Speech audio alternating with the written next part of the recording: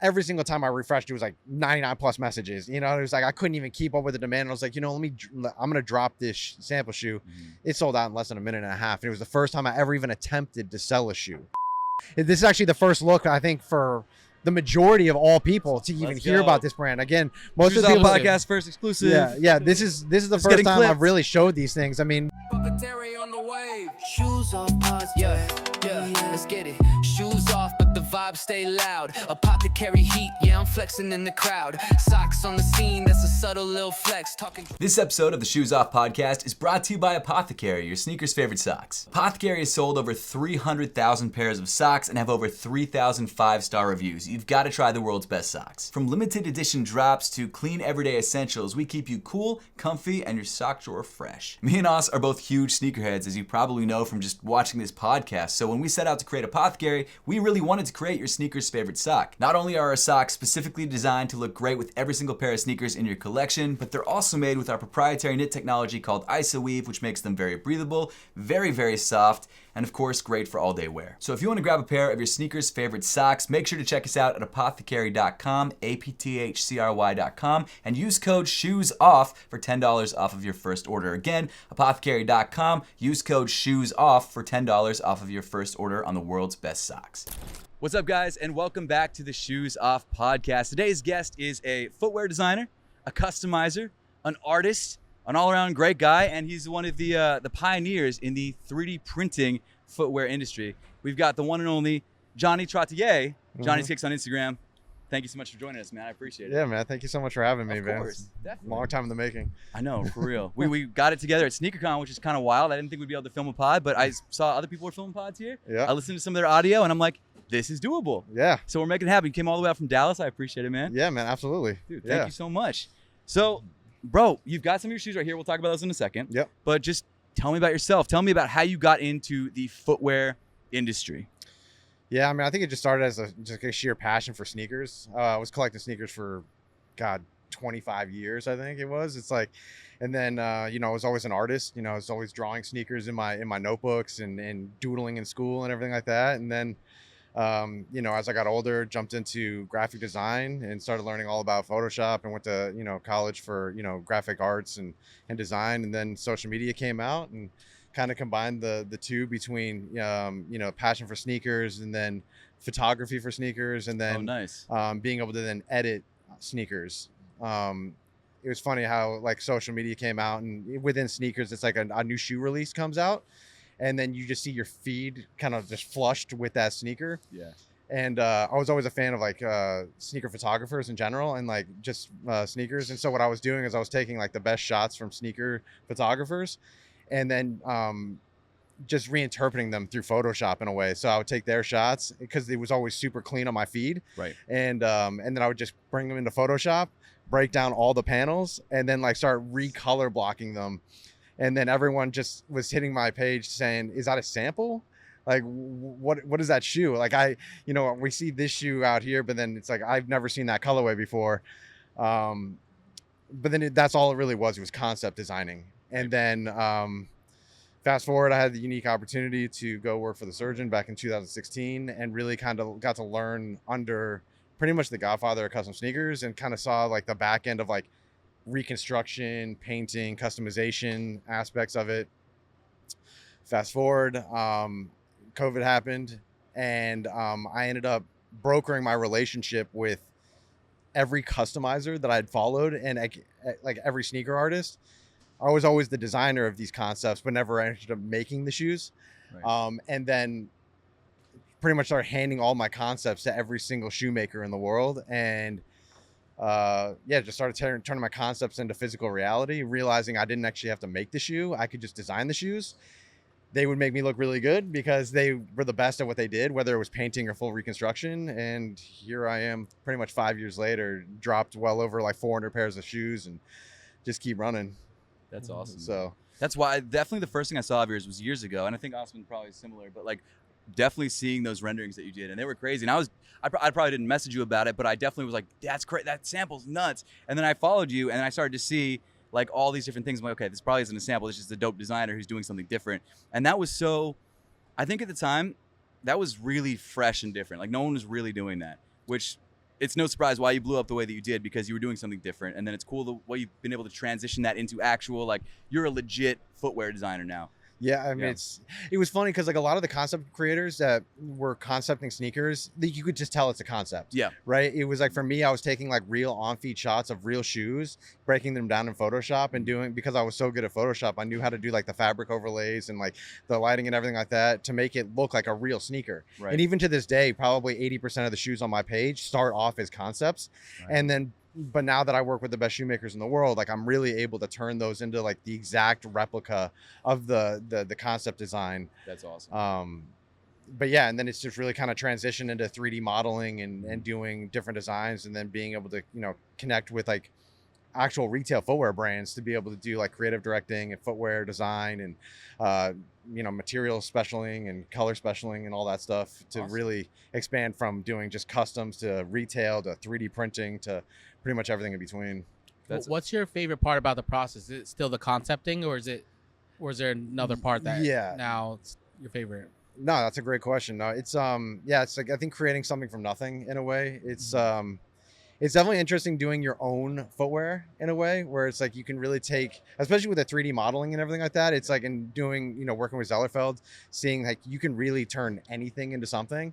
But yeah, I've always been a color and material specialist for me. So, you know, I was always a sneaker collector. So I pretty much wake up every single day and I say, what shoe can I add to the collection today? And then I just sit at the computer with a completely open mind and then just let my finger and the computer just kind of draw me through the day. And then, you know, the concept might change 2, 3, 4, 5 times throughout the day, but then eventually by the end of the day, I'll have a brand new shoe. And I think I've designed a new shoe every day for the last 9 years. Wow. So it's been pretty remarkable. That's amazing. How are you making money? Like, were you working a different job when you first started out doing this? Like, what was the sort of way that you got it? Obviously, you're making income now. You're working with a lot of brands. We'll get into that. But like, what was sort of the way that you supported yourself in the beginning? Yeah, so after I left the Surgeon, I pretty much became a delivery driver for UPS. Oh, wow. And I actually set a record at UPS for the most stops in a single day. I did 523 stops in a day. It was 27 miles on foot in 14 hours. On foot? On foot, yeah. Because which sneaker? Were you wearing to do that? It was the Adidas EQTs, believe it or not. They're comfy. I get it. It was the one with the really thick boost. Yeah, Makes it was with a mesh top, but yeah, I ran those to the ground. That's wild. And Oh I my only did that gosh. for about a year, and my body just started breaking down on me, to be honest with you. And then I left there to become a mover. Oh, cool. Okay. I was working for like the biggest independent moving company, and that again was almost 6 days a week, 14-hour days, That's wild. beating my body down. Mm-hmm. And I was just like, I was getting to my breaking point, and then COVID happened. Yeah. And then just one day, miraculously, Dion Point. I did Dion Point, if anyone doesn't know, he's the creative director of concepts. I did a Yellow Lobster Air Jordan 1 High concept. Dope. And he ended up reposting it on his story. Did people think it was like an upcoming shoe? They're like, yeah, oh my yeah. gosh. So he said, like, he posted and he tagged me on it, and then 2 hours later, he said, I've already got over 100 DMs asking if it's going to be a retail release. And he just responded to me saying, I don't care what you have to do. You have to make that shoe a physical pair. That's awesome. And I, at the time, I was always just concepting and didn't really think like, okay, I don't know how to sew. I don't really know how to physically make a shoe. I knew the process of making shoes through the Surgeon and everything like that, but I didn't have a post bed. I didn't have like the patterns and the tooling. And then the next day, I ended up hopping on an Instagram live with a shoemaker actually here in New York called CSMC. And he had been he'd been a huge shoemaker of high quality. And he ended up saying, I saw the Yellow Lobster concept that you did. I would love to be able to make that shoe physical. And I was like, okay, yeah, let's do it. But instead of doing the high, let's do a low, but we'll do it in a Jordan 1. So it's like almost truer to the SB. Yeah. Because the Yellow Lobster to me is like my grail. Yeah. Like it's one of those things. I've only seen one physical pair ever in life. And Is it a sample? Like, did it ever actually sample it? The Yellow Lobster, it was only yeah. friends and family, 32 pairs ever made. Oh, wow. I didn't know and that. Okay. so Dion was like, yeah, we only made 32 pairs, friends and family. Mhm. And so the pairs you see, I think I saw Benjamin Kick's pair. Like, I think that was Right. like the only pair that I actually saw physically. And so I was like, well, I want the shoe. And so we ended up making the Air Jordan 1 low, and we dropped 11 pairs for the 11-year anniversary. with Dion's approval, we ended up making him the first sample pair and gifting it to him. He couldn't technically be a part of the official release, Right. but he was like just super proud of me for like being able to actually turn it from like a concept. And he was the one who really like snapped like the thought process in me, saying like, you don't actually have to make the shoe. Right. And I think that was the big turning point in my entire life, where it was like I was always being held back by just being able to do concepts and being able to say, oh, no, I don't actually have to physically make the shoe, but then I can partner up with the best shoemakers in the world to like be able to release these as a physical release, because they know how to make shoes. They can run out of schedule and all this other stuff. Dropped them. They sold out in, I think, 2 minutes. That's amazing. And then once I actually put the concept in for that, I basically just, the light clicked and I had hundreds of concepts, and I just started handing them to every shoemaker that I possibly knew. And yeah, like I just pretty much partnered up with the biggest ones and did sold out release after release after release. And again, here I am like 5 years later. It's insane. That's dope. So shout out to Dion Point. Shout out to Dion. Shout out to Concepts too. Yeah, and Concepts. Yeah, the whole team. Let's go. Dude, something you said there I really like, and something you mentioned that, you know, is that mindset of not realizing you could work with other people who are really skilled in something that maybe you aren't as skilled in. Yeah. And that's something that people don't understand, and that's something that I think is the reason why certain businesses explode and certain don't. Because some people think, or some people are very maybe control-minded, where they're like, I want to do everything, but they suck at finance or they suck at whatever. Yep. And that's so cool that you like the light bulb flicked on, and now you've exploded because you were able to take your passion, thing that you were amazing at, and then work with the right people. And that's so important for people to understand. It's so cool that you did that.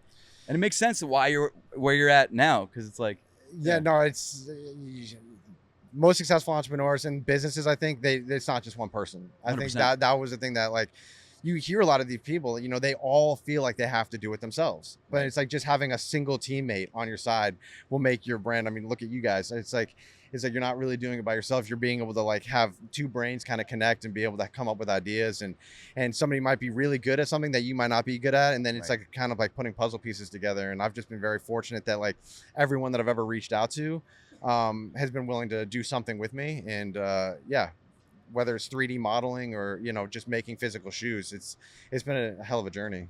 That's awesome, man. Well, tell me what you're doing now. Like, obviously you've got a lot of samples here. But like what, I guess start with one of these projects and sort of take us through that. I'll start with the Zellerfelds. Okay. So shout out Zellerfeld, by the way. Yeah, Cornelius, love you, bro.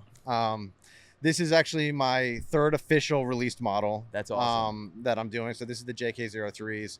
That's beautiful. And you can actually hold it. So I really wanted to take into consideration what's currently in the market right now, which is like very multi-layered runners. And knowing that Zellerfeld is working on being able to have multicolored printed shoes in 2026, I really wanted to create a silhouette that I can like grow into for multiple collaborations and storytelling and being able to remove and add logos to the shoes and everything like that.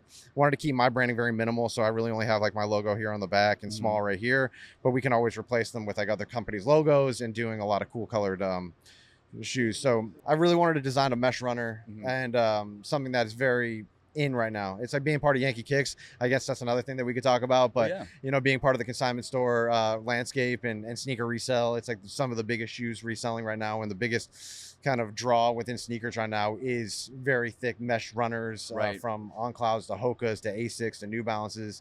And so I kind of wanted to have my own version of it. My other silhouettes that I dropped with Zellerfeld earlier have been very, very simple, very basic shoes that I can wear. They're very much designed to look basically like the arch of your foot. Like future shoes. Very, almost like slip-ons, almost like the traditional. If you look at a lot of the most popularized shoes, they're Air Force Ones, they're Stan Smiths, they're Reebok Classics, they're, you know, the Puma Clydes, all of these things that are very simplistic to your foot, that a lot of people, you know, like, and they're very user friendly, I guess you could say, within footwear.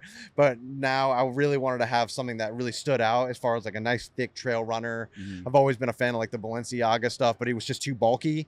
I always liked ASICs and New Balances and stuff like that. So, you know, with being part of Zellerfeld, knowing that you can pretty much design your own shoe and create your own footwear brand like that overnight. I worked with my 3D modeler. Again, this is another thing too. Even within 3D modeling, I do have help within 3D modeling. Shout out to my buddy Tom Humphreys. He's like one of the most legendary 3D modelers probably in the world, and he really helps me turn like my sketches almost like Kanye and Steven Smith. It's like we're able to like kind of work together and come up with a concept, and then he'll be able to put it into the 3D modeling software. That's amazing. And then we'll work back and forth and figure out the way to go. That's incredible. They'll be dropping hopefully soon, but I'm working actually with like customizers from all over the world that are my friends, and we're going to be doing some hand painted versions of them.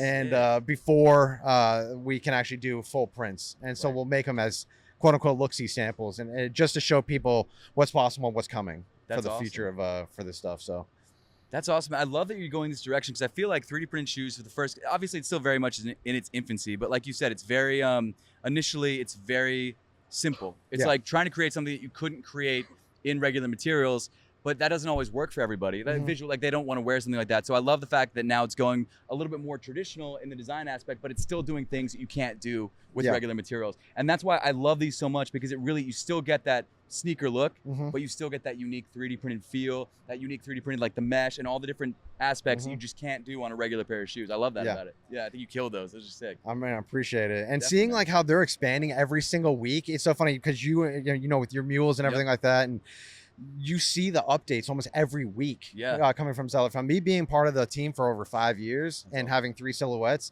seeing where we started and seeing like it was rough at the beginning. It really was rough, but I believed in like Cornelius's vision and like just seeing like how they've expanded and seeing the companies like Nike. I'll bring this one out just because let's check out this one. This is the first actually fully colored 3D printed shoe. That's amazing. I think you might have your own pair, but this is something that, again, I partnered up with one of the best painting customizers in the world. Shout out to Chris Bennis, aka Rupsy Banks. And I had concepted this, posted it up, and then I had to test it. I just have to test the process or whatever before I wanted to do it on my own shoe. But this is really what the future of Zellerfeld, or what it's going to look like for us, in a way that we can take our like original silhouettes and our designs and being able to really break it down into full colored projects and stuff like that. And then it opens the door a lot for company collaborations and then continual drops. I think right now with the solid colors, we can only do so much from like an initial drop and promotion standpoint, where it's, you know, we really have like the 5 solid colors, and then like really it's kind of continually promoting them. But knowing that we're really close to it, you know, seeing samples and seeing the process day in and day out of them, like working with like going from spools to pellets and it's right around the horizon, and knowing Nike's working on it diligently, I had to do it on the Nikes before Nike did it. That's great. And you know what? So this was, for those people who don't know, this was an Air Max 1000, and this was an all red shoe. And then you actually were able to go in and literally, because it looks like, I was mentioning this to you before, but it looks like this black was actually printed and it's not painted. And it's crazy too, because it's not like with other, because I used to customize sneakers, like it doesn't usually look like it's not painted. Like you can tell it's painted. In this, like I genuinely, I can't tell. Yeah. It's crazy. I mean, that's what's beautiful about working with the best in the world, right? It's like, this is something it was so funny because I experimented on one of mine. I'm not the customizer. I destroyed that pair. And so for me, I was like, you know, I just got to know what I do, and I'll design the colorway, and then he can do his magic on it. And yeah, it just gives me a lot of hope and joy for the future for what we got planned for these. I've already mocked up probably 50 different colorways on this silhouette alone. So once they're ready, we can just start submitting colorways and run with it. Dude, that's really exciting. I love that. Very cool. So do you have a general idea of when they might be coming for anyone who wants to grab a pair? Yeah. Probably in the next month and a half. Oh, sick. 2 months. Okay, so cool. Yeah, we've finished designing it about a month and a half ago. Got a few pairs off the printers, sending them right now to some of the biggest customizers in the world. And then you'll start seeing them getting teased out by some of the bigger sneaker reviewers and influencers and stuff like that. And then we'll do an actual drop release. And I think what we're going to do is we'll actually make those look-see samples that we're doing, like the one of ones, and we'll actually drop maybe a very limited number of those colorways, maybe like 3 to 5 pairs. And we'll actually, with the printing process, which will be amazing, we'll actually be able to print on the inside of the shoe one of 5 or one of 3 or whatever. So you'll actually know like what number in the sequence you are. Again, just working with the printing team over there and figuring out what's possible, which is really kind of cool. That's so cool. I think that's what I love about the 3D printing. It's like you don't have to open new molds or you don't have to open new patterns. You can really just submit the file and then you're good to go. I mean, if you want to do a brand collaboration, right? It's like all I got to do is put the APTHCRY logo right here. And all of a sudden we do our own specialized colorway. And all of a sudden 3 days later, we have our own collaboration instead of months and months on end of like developing and patterning and all this other stuff. That's amazing, man. Yeah, and you really killed that. So how long of a process did it take for you to design this? Honestly, from beginning iteration to final design to print, a week and a half. Really? Yeah, a week and a half. Wow, that's wild. Which how was the relationship with Zellerfeld? Like, because you mentioned this is your 3rd shoe, so like obviously it's a somewhat good relationship. But like from going from the 1st to 2nd to 3rd, like what did you learn and through the it's like the process is becoming easier and easier. I think the team has been able to expand, and I think that's what's really cool is they've actually hired like social outreach teams and everything like that. It's like you guys have worked with them, and Cornelius has always been a really, really good friend of mine, and he's like the CEO of the company. And as busy as he is, he always makes time for me, which is amazing. Like I talk to him probably a couple hours a week, every week, and you know he's updating me on the processes and everything like that. But now that he's actually like being able to expand the company and a lot of the team is being able to grow, like they're really reaching out on a daily basis or weekly basis. We have like WhatsApp chats. It's really back and forth constantly. And they're always trying to see like, how can we help? How can we expedite? How can we help you promote? How can we help print samples? Like, what can we do to help you as a brand to be able to like expand? And so anybody out there interested in like having your own shoe, it's really right around the corner. Yeah. Like if you ever are interested in having your own shoe made, feel free to reach out. I'll gladly connect you with anyone at Zellerfeld to be able to help you. Because I think this is going to be like the crack in the dam in a way where a lot of people still haven't been turned on to it. But I think as color rolls out to it, and then you see companies like Nike, like some of the handful of brands that I'm seeing right now working on samples. I think Hugo Boss just released theirs at Paris Fashion Week. And seeing just some of the samples. And I know Nike's working on a multi-year deal with them. They're working on their next silhouette right now. The one that Justin Bieber and Haley posted recently. Yeah, with Skylar, which is amazing. And seeing even Finn Rush Taylor, shout out to Finn. He's been with Zellerfeld since the very beginning, and he's the creative director of Skylar, right? And he's like the head of design, basically doing all of the concepting for every single shoe for Justin. And so being a friend of his and seeing him grow, and he even had on his mood board, I think back in like 2018, I want to work with Justin Bieber on a project. And now him being the creative director, it's just cool to like see all of your friends growing in the space one way or another. But yeah, being connected and just really just back and forth communications with them, and then just leveling each other up year after year. How did you first get connected with Zellerfeld? Like, how did that relationship build? Yeah, so Cornelius ended up reaching out to me. He was following me for a really long time. He just said like, I'm a fan. Yeah, because I was doing so many futuristic concepts. Like I was actually known years ago for doing all the Adidas 4D stuff. Like I was the one who first did the Adidas 4D, and I actually dropped an Adidas 4D, or not Adidas 4D, but a liquid resin 4D printed shoe before Adidas back in like 2016, 2017, and the ones that just dropped, the white pairs. The Clamicool ones. Yeah, the Clamicool ones. Yeah, so I dropped mine like 7 years ago. Right. And so was that after? So they had done just the midsole at that point. They hadn't done like a full. Yeah, so we had done a full shoe, one piece printed up, or basically what Zellerfeld is doing instead of just the soles. Like before Carbon did it, before anybody. So I've been in this like design space for a really, really long time, and Cornelius always saw me doing this stuff. I even worked with like the head of like Honda Motorsports and did this crazy futuristic like spring loaded like carbon fibered like based sole. And I was like adding different like Nikes and Adidas shoes on top of that sole. And I think that's where Cornelius kind of found me. And he was always a lover of concept sneakers, but no one could make them. And so that's when he decided to like start Zellerfeld. And so when he started it, I think Heron Preston was the first like independent designer, him and like Kid Super and these guys. And I think I was like the 4th official like designer under the brand. And again, I didn't really know how to 3D model at the time, but I got connected with Tom Humphreys, and then I basically started working back and forth with him and dropped the JK01s. And I think back in 2021, I think it was. And then every year I've been trying to like expand the reach and do a different shoe, and just in the last 6 months, I think they expanded into doing mules and slides, Yeah. and now they have the boot lasts, I so you can saw do that. cowboy boots and all kinds of crazy boots and stuff like that. So That's sick. That's sick. yeah, That's awesome, man. Yeah, they really are doing some pretty amazing stuff. And it's one thing else. Another thing I'm noticing with you, and I think with everyone who's sort of in these higher positions now, is like, I love that in this current, I guess, era of sneakers, it's not just about who you know, but it's the people who've been putting in the work for years and years and years. And I love that about social media, because I'm sure like decades ago, there were probably kids drawing shoes or drawing whatever the thing was, but no one saw it. But you were literally pumping out these concepts, initially maybe not thinking they were going to go anywhere, but then because you're putting them on social media, people were seeing them, and now you're literally doing these crazy huge things. And it seems like it's the same way with your friend from Skylark, because like social media is here, and like there's people who are using it for stupid things, and then people who are using it to forward their career, and I think that's mad cool. That's mad cool. Yeah, no, yeah, it's definitely that. I was doing concept designing for 6 years and posting on social media every day. I'd grown to over 150,000 followers before I even knew I could even make it a business. Right. That's where it was kind of like, oh, light bulb switch. And then because I already had the following, it was really easy to kind of transition into an actual business, because I had, over that 6-year period, I probably had received over 15,000 DMs asking, how can I buy your concepts? That's why. And I could never sell them. And then even my family was like, what are you doing?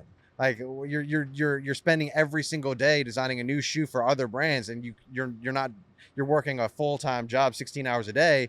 And somehow even working a 12 to 16 hour day shift, I was coming home, spending at least an hour designing a new shoe, and then post the next day. And I posted consistently every single day for 6, 7, 8 years, just kind of out of the passion of designing shoes, never knowing I could even make a dime from it.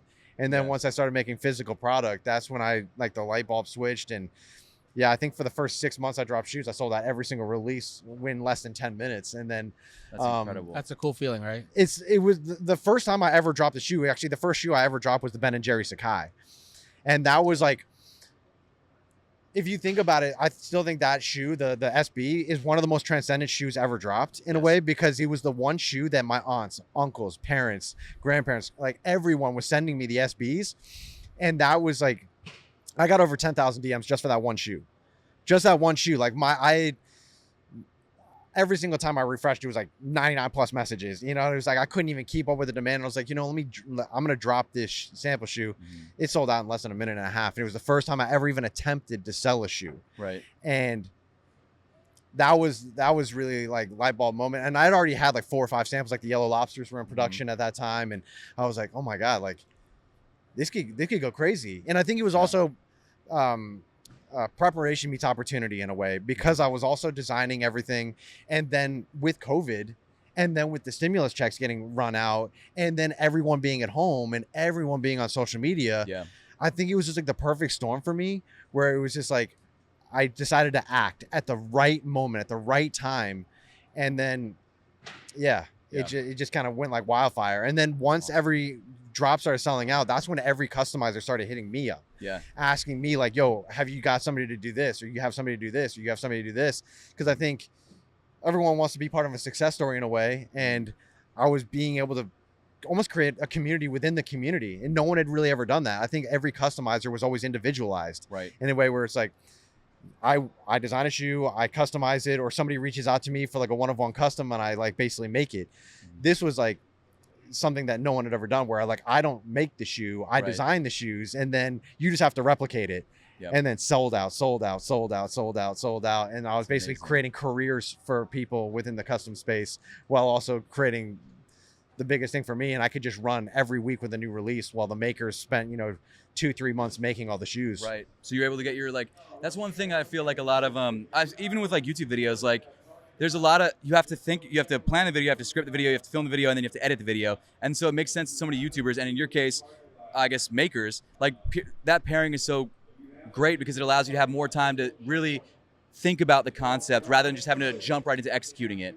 That's probably why your concepts are so well done, because you have a little bit more time than some of these other customizers, because you're able to sit there and be like, what does this look? Let me try this. Let me do that. And again, it sort of goes back to your Photoshop experience, because you're able to do it very quickly, prototype very quickly. I mean, you put in your 10,000 hours. 100%. That's what Seth's saying. And it's so funny. I do get a lot of gripe from other customizers too, because it's like what I'm able to do is I'm able to design a concept within an hour.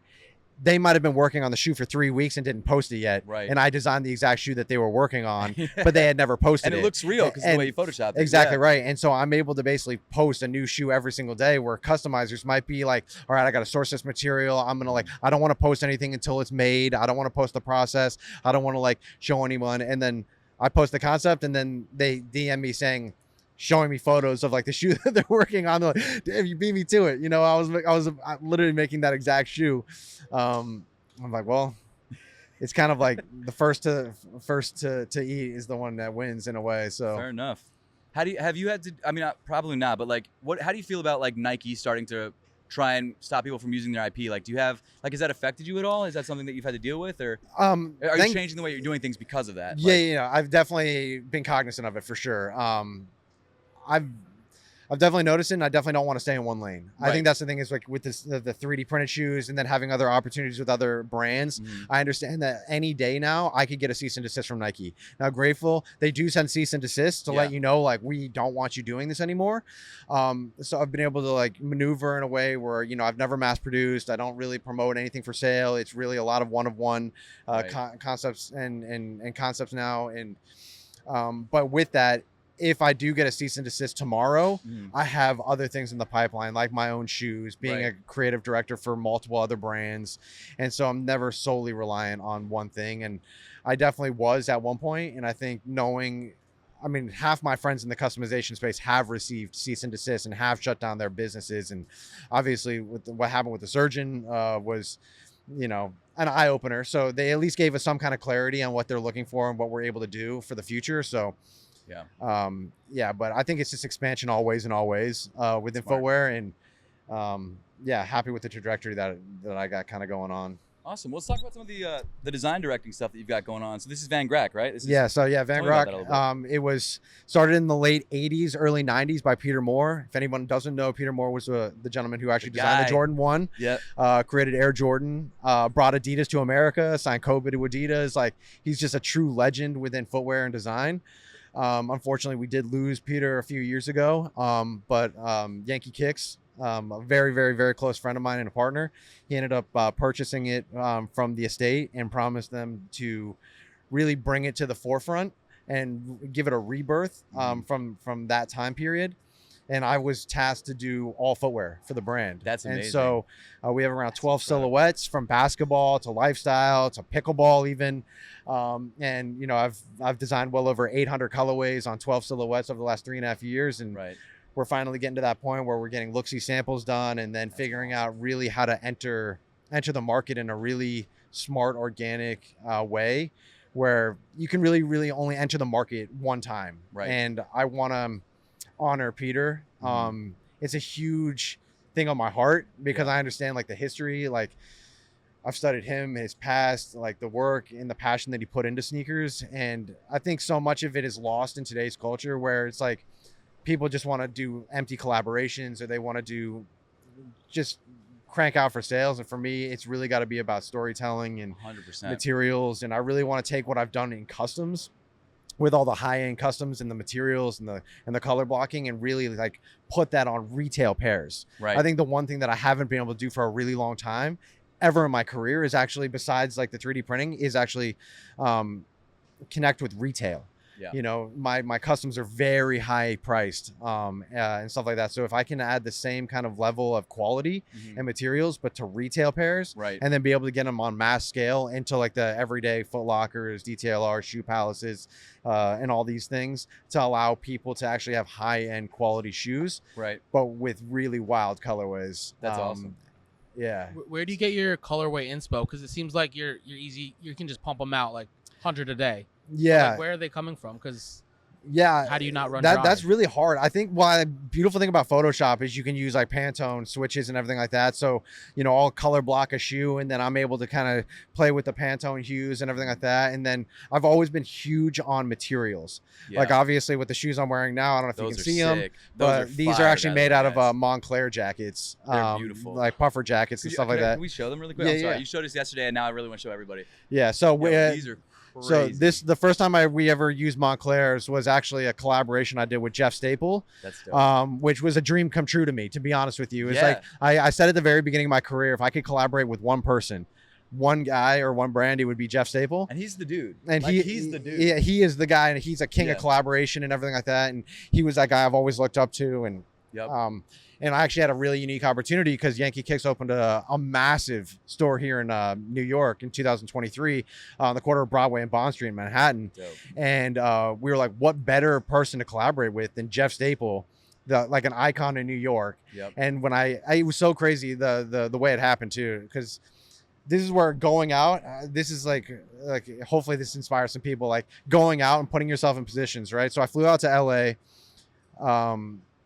for a SneakerCon event, actually. A shout out to SneakerCon, and it was for an artifact, the Artifact project, which I was a huge part of, which was all part of the NFT and crypto space. And I was friends with all those guys who started it, but they had an after party at a museum, and Jeff Staple just happened to walk in, standing by the bar by himself, no one talking to him. And I was like, I'm finally going to go introduce myself to this guy. And we had met at DesignerCon like a while ago when we released the Revos or the polymer shoes, but I never really got to talk to him too much. And so this time we had like an hour long uninterrupted conversation, and I had designed the Montclair Pigeon Dunk on my like a week before I flew out there, not even knowing that I was going to see him. And I was like, really wanted to make the shoe, and I designed it without the pigeon on it because I didn't want to get hit with like IP or piss him off or anything like that. And I showed it to him, and he's like, oh, what were you planning on doing with that? I was like, I really want to make it. If maybe somehow we could figure out a way to like work with you to do it. And then I told him about the Yankee Kick store opening that was going to be happening in a few months. And he's like, why don't we do something for the store opening? And so I ended up making the OG pigeons and then a reverse panda pigeon. And then we did the reverse panda pigeon. We did an auction for those pairs at the store opening, and we were donating all proceeds to Sloan Kettering Children's Cancer Center. That's amazing. That's which amazing. Tied into Yankee Kicks because his son actually had cancer when he was really young, and he actually got cured of cancer through Sloan Kettering. Wow. And so we ended up partnering with Sloan Kettering with the store opening with Jeff Staple. We auctioned it off. The shoe ended up going for around $30,000 at auction at the opening, and ever since then, he's basically been on my speed dial. And that's incredible. The other day was actually another dream come true. My what the dunks that I did with the pigeon, they're now on display at 21 Mercer. That's so right next to the OG pigeons, which is crazy to think. So Jeff, thank you for giving me an opportunity to be able to like, just touch your brand in any way. I mean, that was like a dream collaboration for me. Yeah. Is there a project that you're most proud of? Maybe it's not your biggest or your most hype, but like one that you're like, this one means a lot to me. Yeah, honestly, the latest project that I did with the Navy, to be honest with you, like I just did a project in collaboration with SneakerCon and the Navy SEAls. I did see those. 40 pairs of boots for air, land, and sea. I was a military kid growing up, more Air Force than Navy, but military just runs through my veins. And so for the Navy to be able to trust me to do like a project with that and be able to have full creative control over the project, which was cool, but being able to use like full mission used like materials for the shoes themselves. So that's like amazing. So we did like an air pair, and the entire like the whole bottom part of the shoe was actually made with mission used parachutes. Wow. Which again was tying back into the puffer jacket. So we ended up making the whole bottom part, making it look like a puffer jacket and everything like that. But incredible. There's been a lot of cool collaborations that I've done. I think the Chicago Bulls collaboration was like a dream come true to me. I think all of us being part of like Nike's history or being like, sneakerheads, it's like me wearing Jordan 1s right now, like knowing that Michael Jordan was like the icon of the franchise, and them reaching out, being able to do, shoes with them. That was another one. And then the Jeff Staples thing. I think those are probably my top three that I can look at and be like, I'm probably the most proud of. That's awesome. Understandable. I'd say, those are amazing. Do you have like, what's on your current like dream board or goals like for collaborations? Like I think it's going to be more moving into like the retail space and like bringing more people into the fold where like I can actually reach out to people to collaborate on our own brands. Right. That's awesome. I want to be the one creating opportunities for people. Yeah.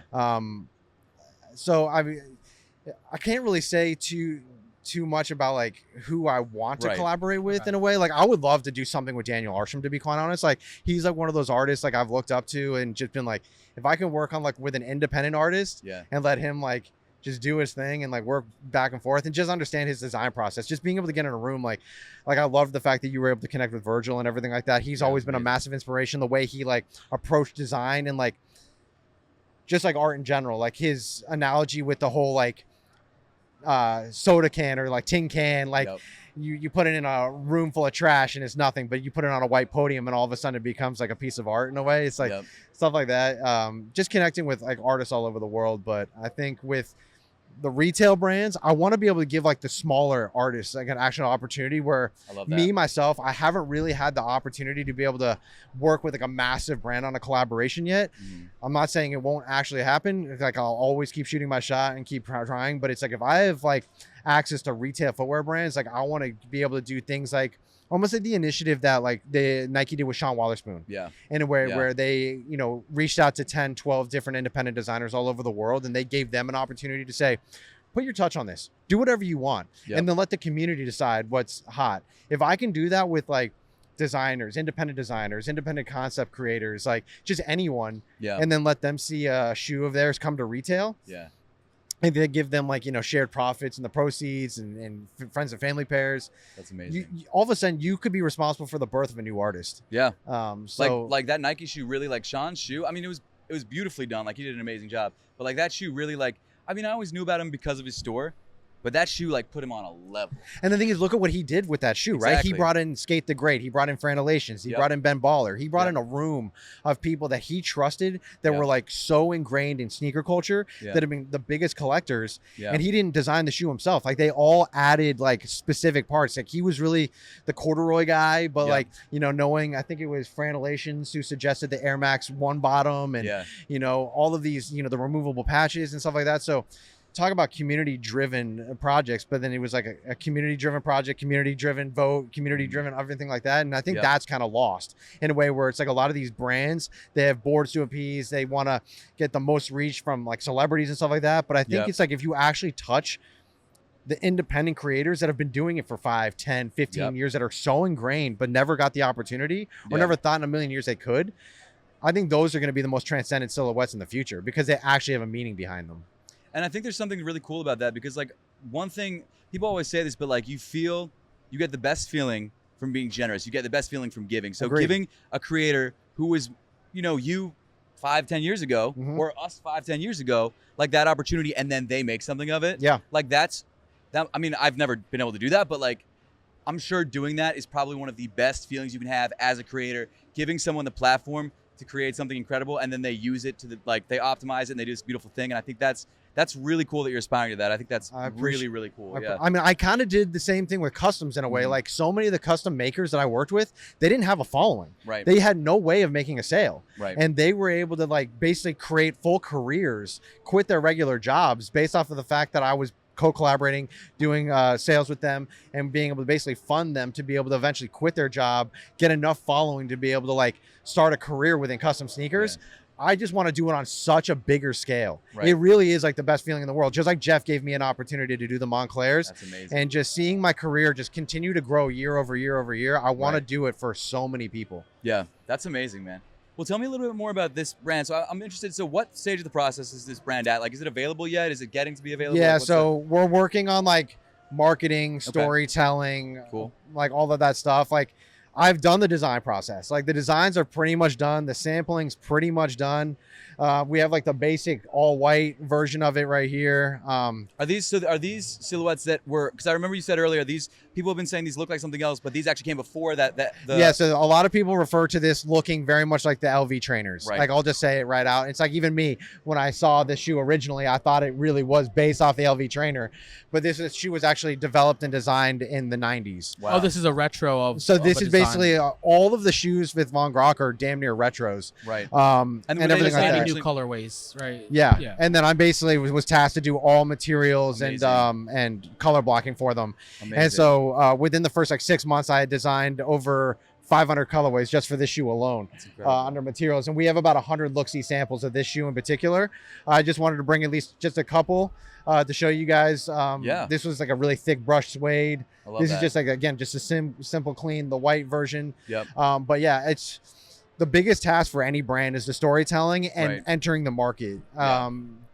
That's like the heaviest thing on my heart right now. And so I just know I can't do it myself. That's not something I truly specialize in. I understand like the history and how important it is to bring it to the market, but Mhm. I'm really having to work with people better than me PR companies and marketing agencies, and just trying to figure out the best way to tell Peter's story through these shoes, while also kind of telling my own and bringing the brand to be relevant for now well into the future. That's amazing. Was this silhouette originally designed by Peter Moore? Was this one of his silhouettes? It was one of the pairs that he worked on. Wow, yeah. that's incredible. Yeah. I love the materials that you went with on this, like the suede.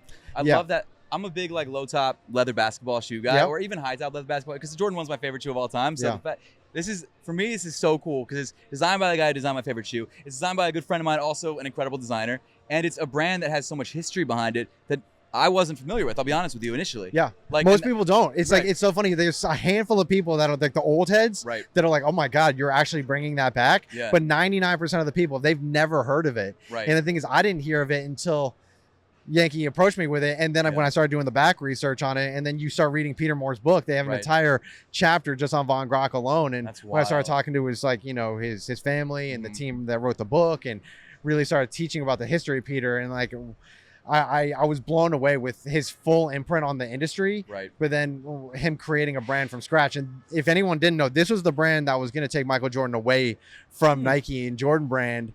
And then Tinker came with a 3 and kind of closed the doors. Changed But like, it wasn't Adidas, it wasn't Converse, it wasn't anybody else. It was Von Grach that was actually going to take Michael away because he had such a special relationship with Peter. Where's the brand based out of? Currently- Originally.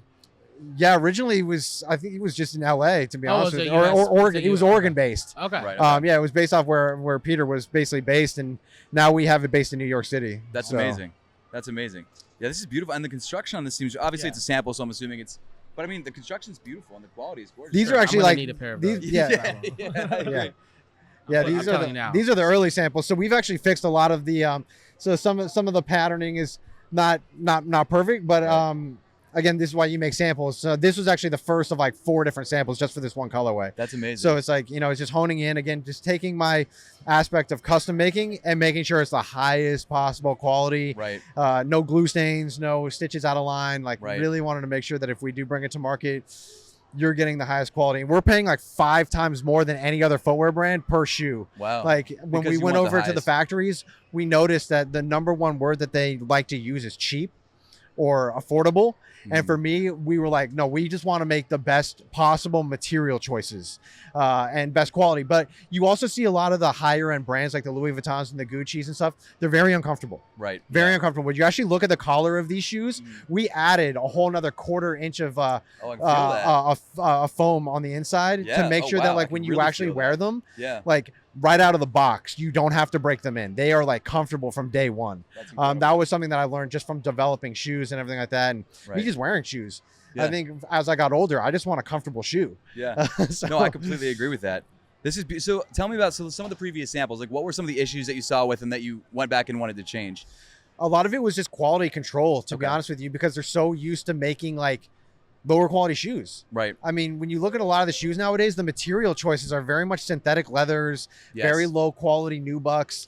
I mean, when you look at the brushed suede on that's a It's thick beautiful. brushed suede, right? Yeah. And so it's like just being able to look at the material swatches. I mean, I'm going to be using like Chinese satins. I'm going to be That's using sick. silks. I'm going to be using furs. I'm going to be using a lot of the materials that I use like on my actual high end developed customs.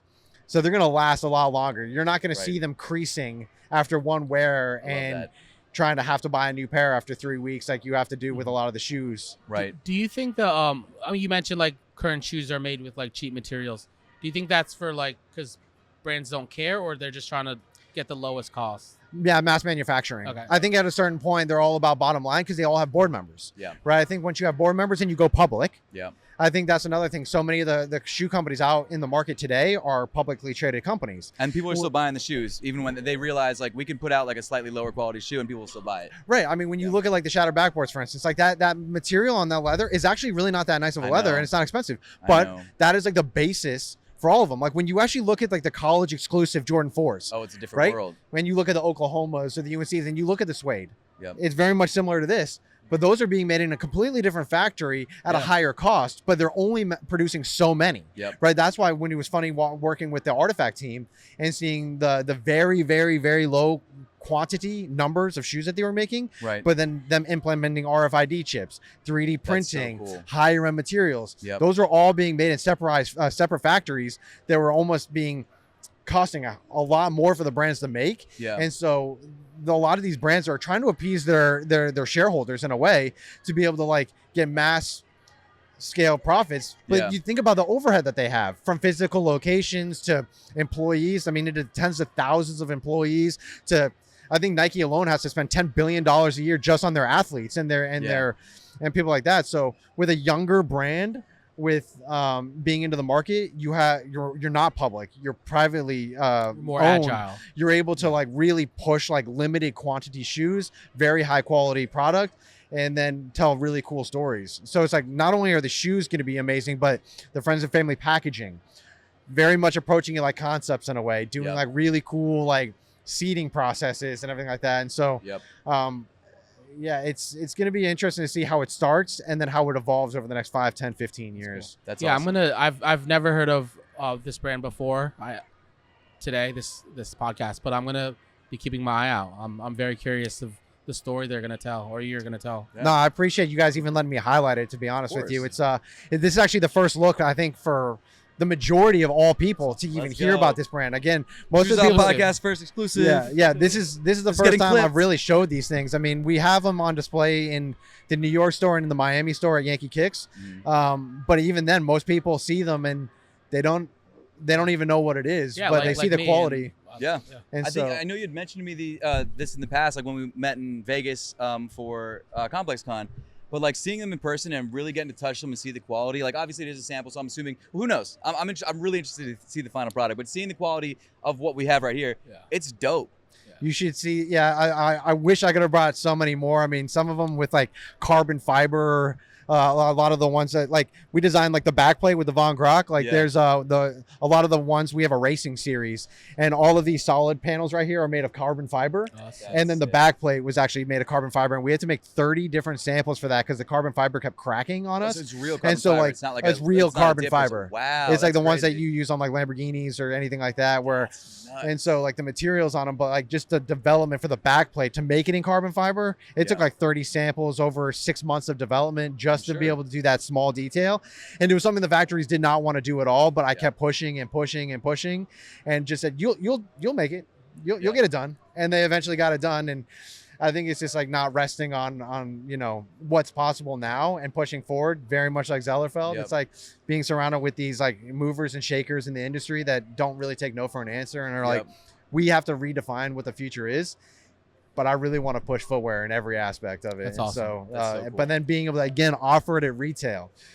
These things I'm trying to get the price well under $200, right? Which That seems when like you the start sweet spot. seeing in the market nowadays, it's very much creeping over the 200 mark. Yep. And I really want to get them to relatively lower retail prices, but like Yeah. crazy quality. That's the thing that I really like about some of these other brands that are starting to become really big. I mean, they've always been big, but like New Balance, the quality on New Balance it's still mass produced. Yeah. It's still mass produced. But like you compare it to like a $220 pair of Jordan 4s, and it's just a different world. And you're paying maybe Yeah. $180, $190. So it's still expensive, but like the quality that you can get when quality is your focus over, dropping the new hype shoe that's gonna sell out, which is fine. Like it's two different things.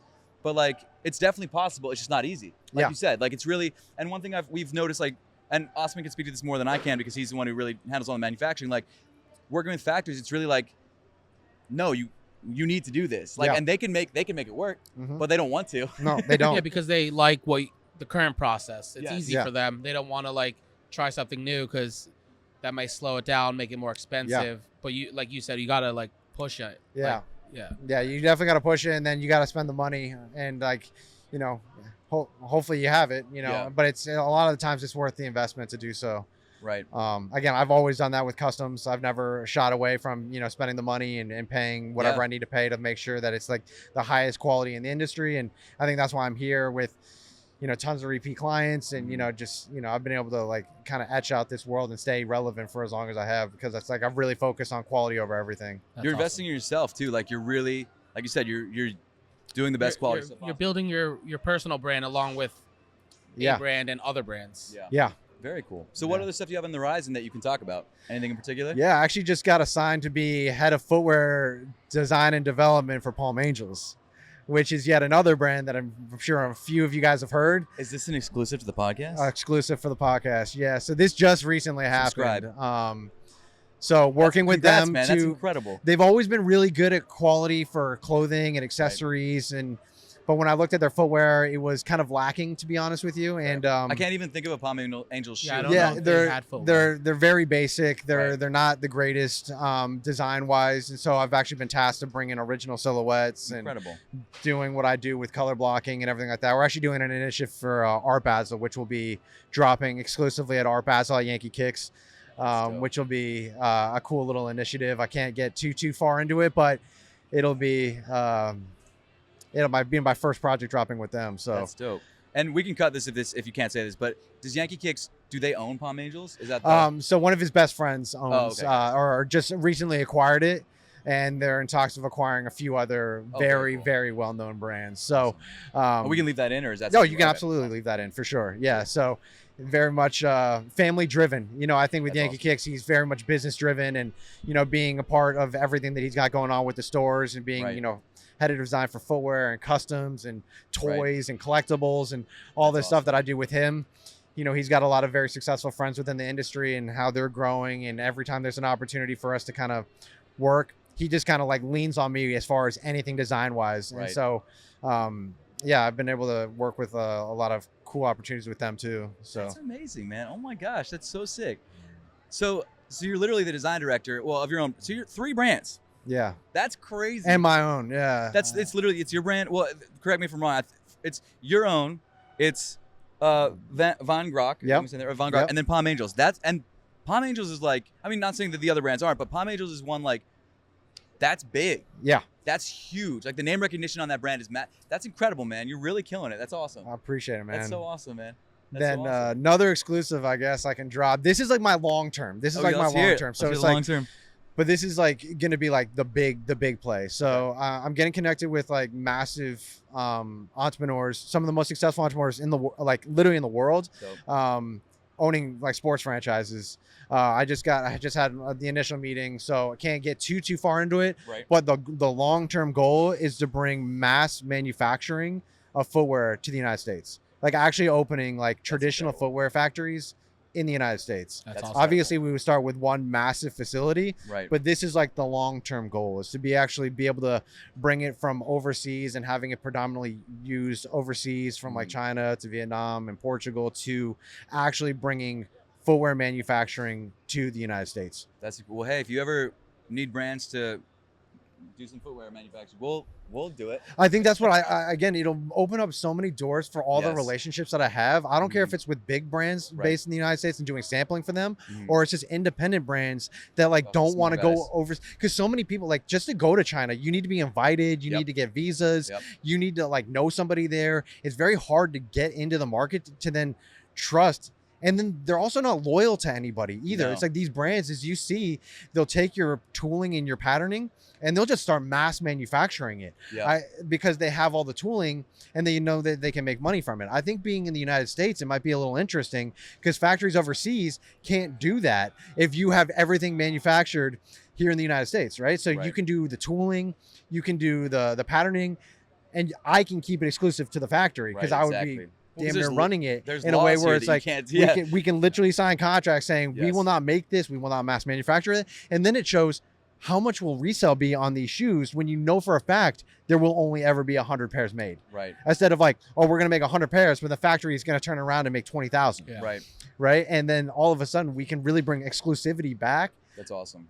and then you can visit the factory. Right. Right, almost like Zellerfeld. You sign an NDA, you Yep. can come visit the factory, That's we incredible. can show you around, we can show you all the different 3D modelers, we can actually help you turn your design into iteration, Mhm. and then do all the manufacturing for you. And then being based in the United States, shipping So would much be better. very easy, Yep. right? And so I Yep. think this You is don't have to worry about import long-term duties play. and, Yeah. and probably, I mean, no matter what people think about the government currently, but like it seems like that it's probably, who knows if it's going to work, but they're trying to make initiatives and tax breaks for people who are trying to manufacture in the United States. So it would also be probably not, it would never be cheaper, most likely, but it's not like a completely benefitless. It'd be faster. It would be faster. Yep. Much Yeah. faster, and you can control everything. And then again Right. with the shipping, I think, Right. I mean, it's just getting absurd. And then you avoid like import Yeah, taxes that's- and all that. Oh, that's tough. But too. then And you think about tariffs. how many hundreds, if not thousands, of Americans you can actually hire, Right. and create jobs for. I Right. think the gentleman that I'm talking to be able to bring this to the United States, that is his main goal, That's awesome. is to like really like hire Americans to like grow and let them like almost like realize a dream. And if I Right. can do it, I know my passion for footwear. Yeah. If I can like really hire like all my friends, That'd be you awesome. know, I think that there's so much cool opportunity because I have friends in so many different fields with footwear. Right. But then you got to hire engineers, right, to run the factory tooling, and you Yep. got to hire PR and marketing and pretty much everything. So it'll be a massive undertaking, and I Sure. understand that from day one, especially with everything else I got going on. Right. But that's like long term, and then we'll start obviously with footwear, but hopefully we can get into apparel and, That's really and all cool. that other stuff to Right. utilize a factory. But That's incredible. That's amazing, man. That's so cool. It seems like you really enjoy the process of like, or the process. yeah, period. the process. Yeah, I think Yeah. that's really what it is, and then. Yeah, and then I get to benefit in all of it because I get to Yeah. wear it, Yeah. I get to share it, and Because you're passionate, man, and I think that's so important, especially when people are trying to be entrepreneurs like yourself and trying to do big things. Like you got to be passionate about it, or else you'll burn out. Like, Yeah. The fact that you were sitting there for years, just pumping out these concepts, with in the beginning nothing to show for it other than dope concepts.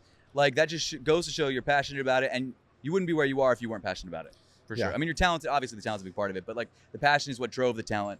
it's crazy how young we are here in the United States with all of this stuff too. It's Yeah. like, it's like custom sneakers really only popped up like 20 years ago with I like know. Mosh and like, a Yep. few of the other guys. Shout out and- Mosh. Yeah, Come on, shout podcast out soon. to Shout out him. Mosh. Like, again, one of the first guys I ever worked with on a custom. Oh, he's incredible, We, yeah. we did the Warhawks to Kaz together. So it's like, That's so sick. early support, with Dan and Yeah. seeing him doing his independent brand with Rich, and all that stuff. So, Is Garrison still around? Like, is yeah, Rich they're up in New England. Oh, I thought so they moved. They were in Philly for a while. Yeah, I and think then they're up in Connecticut now. Oh, but still Garrison. Yeah, still Garrison Okay. Studios, I believe. I know Rich is running it, so That's incredible. Shout out to Rich too. Yeah. so He's awesome. But it's like seeing how young the industry was, Yeah. and still really is, and seeing like I even forget being a part of it because I've been part of it for 15 years now, Yeah. and it was like I was kind of at the beginning and kind of finding my way, and Right. now I'm really trying to help define it Yep. in a way, and Yep. and then put a lot of people on, and then just show people what's possible. I don't care if it is customs Right. or if it is 3D printing. Yeah. And really, I think the retail play, and then if I can really open the factories, I'm really trying to have like this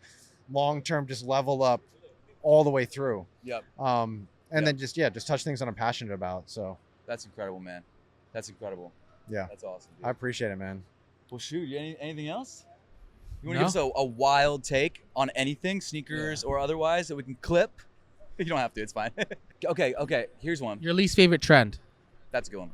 Least favorite trend in I don't really sneakers. follow trends that much. Okay. It's Fair, funny fair. how like I just love what's going on right now. Like Yeah. I have more love than hate in a way. It's like Yeah. I love what Hoka's You're doing. too I love what positive. OnCloud is doing. Yeah, like no, I do love too. what I agree. Zellerfeld is doing. It's I like agree. I love like the innovation. Like I don't really, I'm so far removed from like seeing other people and like seeing what they're doing. I'm really trying to like figure out a way to like push it forward through my own eyes Right. in a way where I'm just like, let me just focus on me. And because I think I'm designing 12 hours a day, Right. and I'm focused on like, all right, like I got to work on this silhouette or this silhouette or this silhouette or design this new silhouette.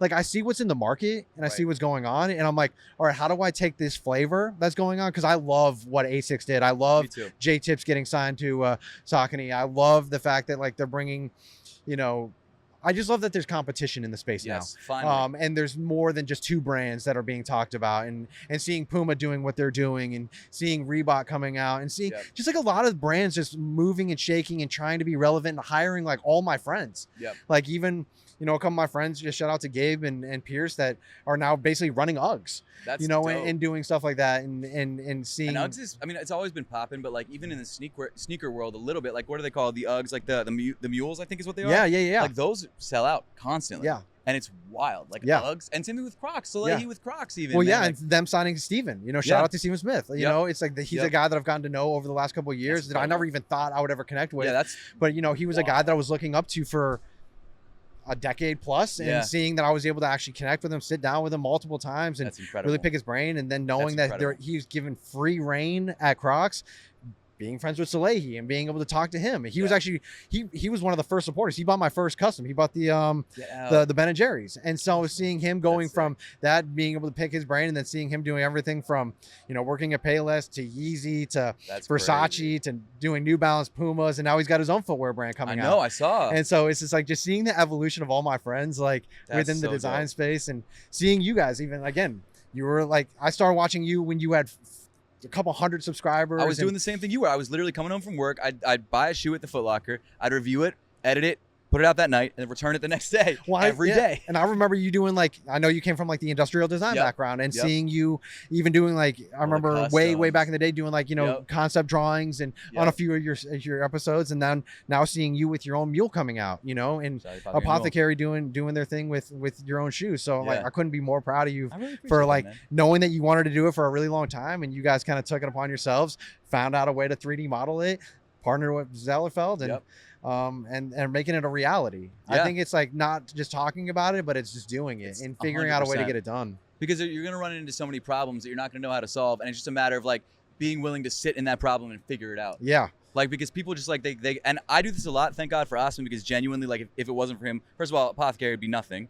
But we're also 50-50 owners, so he doesn't matter. I'm not gonna gas him up too much. He's gonna get too big of a head. I don't want to gas him up too much. But like, genuinely, like, if we get to a situation where like I'm struggling with something or he's struggling with something, we have each other to kind of like push each other onto that next thing, and I think that's so valuable. I mean, you're blessed because it seems like you can just do that for yourself, man. You can be like, yo, I'm going to do this. And I think push came to shove, whatever. Yeah, it's easy to get stuck. It's easy to get stuck. Very much so. And it's very important to not allow yourself to stay stuck, is what I was trying to. Yeah, I'm very blessed to have a lot of cool friends. And so when I do get that block, I make sure I FaceTime or I call and I really stay connected with the guys who got me here or inspire me. Yep. And I'm never afraid to reach out. I think that's another thing. Is like if anybody can take anything away from here, is never be afraid to DM or reach out to anyone that you look up to. Yep. You never know who's going to answer. And the worst thing is they won't respond. That's the worst thing. Or they'll say like F you, and then you're like, well, okay, I didn't want to work with you anyway. The worst things are not going to respond. Always respond. Always reach out with a thought process in mind, not just saying, hey, like, can I have a free pair of shoes? Yeah, like, really, it's like if you have a question or you need a direction on something or you're stuck with something or you just want advice from something, I understand people's time is valuable, including my own. If I can help push you or connect you with anybody, again, with Zellerfeld, if anyone out there wants their own shoe, it's literally one phone call away from you having your own shoe, and 6 months later you can have your own. That's so cool. So it's just connecting with those who can fill those puzzle pieces that you just don't know about, right? It's like that was the click. Like I said at the very beginning of this, once I realized I didn't have to do it myself, my dreams came true. That's incredible. Well, if they want to reach out, where can they find you? Like, where's the best place to find you? Best place is on Instagram, Johnny'sKicks_. Cool. That's where I'm at. I'm on it every single day. I check my DMs religiously. So, if you ever need to reach out, if you ever have a question, I'll try to do my best to reach back out to you as soon as I possibly can. Sweet. And then for the stuff that you've got dropping, is just following you on Instagram the best place to see it? Yeah. If you want to grab? Okay. Yeah, I'll be posting everything on my stories. Sick. I'll be posting links. I'll do everything. Like I said, these should be dropping in the next couple of months. Beautiful. These, I'm really hoping by early 2026, we can get something rolled out. I really just wanted to show the world for the very first time, like what's coming, tell them a little bit about it, and just let them know that we got big things coming. That's awesome. This is just, again, one of 12 silhouettes that we got coming. So it's going to be a wild run. And what I love about this is I think, well, not to get into a whole nother conversation, but like for the last decade, the hypebeast era, we can call it, people were only buying the hype stuff. Yeah. Now people are expanding and trying different things. And I'm sure that in the 2010 to 2020, creating a new brand or bringing back a brand like this, even with this super rich history, was probably, I mean, more difficult than even now. But now people they're opening their eyes, like there's other stuff out there. There's dope stuff out there. And like you said, if you have the story behind it, like the story behind this, I think that's super valuable, and that will attract a lot more people. And I think that's really cool. So I'd say, hey, if you guys are at all interested in this brand, do you guys have an Instagram for this yet? We do, yeah. Von Grock Official. Yes. Oh, what is it again? I'm sorry. Von Grock Official. Von Grock Official. Yeah. VANGRACK Official. Yeah. Dope. Yeah. Dope. Awesome. That's awesome, man. Well, dude, thank you so much for being on the podcast. It has been an absolute pleasure. Dude, I appreciate it. Always, brother. Dude, always. anytime you're in Philly, anytime you're at another sneaker con, let us know. We'd love to do like another episode just talking about the sneaker culture with you. I think that'd be sick. Yeah, got a custom. I was telling you guys, yesterday. Just Yeah, finishing a that's a cool pair one. for Saquon Barkley. Bro, So I'll be hand yes. delivering those to him. I think in the next couple of weeks. So when I do fly out Come there, through, dude. Let's do another pod. yeah, I would love to You can come stop out. by and- the warehouse. Yeah. Yeah. I definitely need to stop by the warehouse. That would I be would love to see sick. the operation you got going on. I know you guys do the sock shopping and everything Yeah. out there. Yeah. the Oh, other we episodes. also may have a gift for you. Oh, okay. We, Amazing. we may have a mystery bag for you. Oh, nice. To be fair, we are selling mystery bag at SneakerCon, but we did specifically save one. We don't know what's inside, but we saved you a mystery bag so that we have Amazing. you, I can so- always use more socks, and there you're we go. the leader in the space when it comes to socks. So For everyone listening on Spotify and on Apple Podcasts, thank you so much for tuning in. Check out Johnny. For everyone watching on YouTube, let's do some mystery sock unbagging. nice. Oh, that feels so Yeah. good. ASMR right there. Osman really did spend a lot of time on that packaging. Like No. that packaging has been refined. No, I mean that was another part of the design process. It was a completely new learning experience. It was Oh, like totally. doing the sneakers and everything, but doing the boxing and Yep.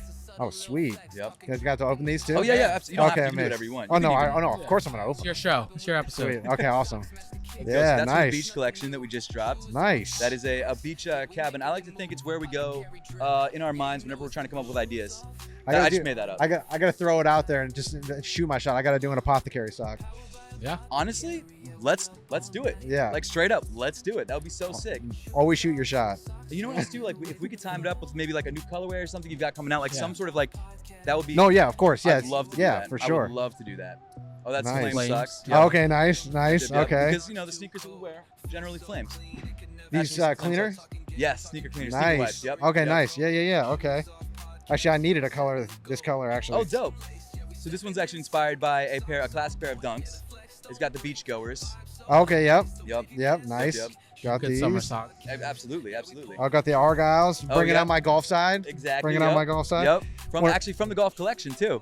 Most people don't realize, but I was actually a golf pro for a decade. Were you really? Yeah, I worked over at Army Navy Country Club out in DC as a golf pro. You worked out at a country club too. I Actually. did. Yeah, my first job. Yeah. Yeah. I clean shoes. Okay. Yeah. Yeah, I worked at golf pro for almost a decade That's before I jumped amazing. into sneakers. That was like my last, yeah. You know what's wild? It's so interesting talking to there's a lot of sneaker people or people who are maybe bigger on social media who are huge into golf. Yeah. You've got like the Steve Natto, you've got Charlie McClay, Winona Kicks. You got a lot of Jacques, you've been Jacques, covering dude. like crazy Oh my gosh, I now. forgot about Jack. Which ones are those? Those are the Union LA inspired Air Jordan 1 socks. Nice. Yep. Yes. Very cool, man. Dude, well, Very thank cool. you so much for coming on. I really appreciate it. Yeah, man. I Bro. appreciate you guys having me, dude. Let's make this friggin' collab happen for real. Dude, Like, no, genuinely, yeah. Like, let's do it. That'd be so sick. No, you're good. No. Gotta shoot your shot every time you can, dude. It's like, but I think I've designed like a bunch of socks too, which is funny. Like I've That's designed them, but never actually like physically made them. Yeah. But Let's yeah, I already make got them in the works and everything like that. So Dude, let's I do can it. show you some tech packs and sure. Give us your give us what you want to give us because it's your collection, so you can do whatever you want on it. But give us like the crazy stuff, and then show us what you want to do. yeah, And maybe they're the same thing. Who knows? yeah. Because we're like in the same way that you love innovating with the sneaker space, we love innovating in the sock space. So even if it's something like nuts, like we'll try anything. We'll make that factory do whatever. Yeah. And I was gonna say I love barge socks. Like Nice. it's one of those things I always use it, but like I love like the almost like the tennis inspired, Yeah. like very like well, I don't even know what they're called, like the embroidery, I don't know. I'll just show you what I got. That I would be got amazing. a ton of crazy concepts for socks, and I think probably 20 tech packs full of socks, and I never I'm made so them. But excited. I've been waiting literally to pitch it to you guys, so Well, I'm dude, we're glad that down. we finally got to sit down and Dude, Maybe shoot when my you come to shot. Philly, we can talk about Yeah. that. you vlog Oh, it too. Oh, yeah. the whole Yeah. process. Oh yeah. I can bring my computer out there. We can do whatever it is, or I can bring my hard drives and Should we film do- it. Would it be crazy to podcast it? Like podcast the process? Like maybe do the I don't first, the pitch. We can talk about it. We'll talk about it. Yeah, I'm we'll getting talk excited. about it. Yeah. See, the thing is like, yo, what's good? Osman and I are both very creative, but Osman brings me back down to earth when I have these crazy ideas. And He then just gets excited. I get and then- excited. I'm the same way. Good. I felt Dude, that. I'm the I same felt like, way, dude. Yes, let's go. I get Let's go. so in my head, and I just gotta level myself down. I'm glad you got a good partner to kind of Exactly. level you out a little It's bit. important. It's important. Well, dude, thank you so much. Guys, Yeah. make sure to follow him through the Instagram, and also I'll link any links that you have in the description below. Perfect. Check out Johnny Trottier. It's been a pleasure, man. Dude, Thank you so much. Always, man. I appreciate you, dude. Appreciate it. Sweet. Sweet.